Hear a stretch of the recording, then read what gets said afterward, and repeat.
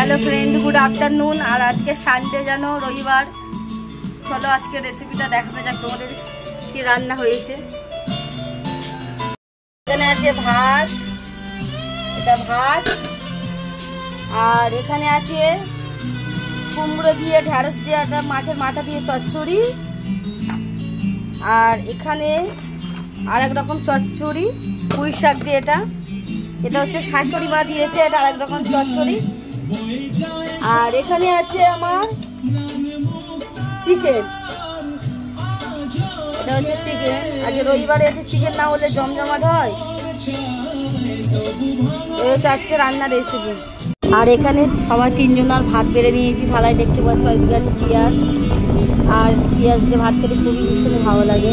আর বড়মশাই খেতে বসে গিয়েছে চচ্চড়ি দিয়ে, পেঁয়াজ দিয়ে, আর এই যে চচ্চড়ি দিয়ে। আর এটা শাশুড়ি মার চচ্চড়ি পুঁই শাক দিয়ে করেছি, আমি করেছি কুমড়ো আলু চচ্চড়ি চিকেন।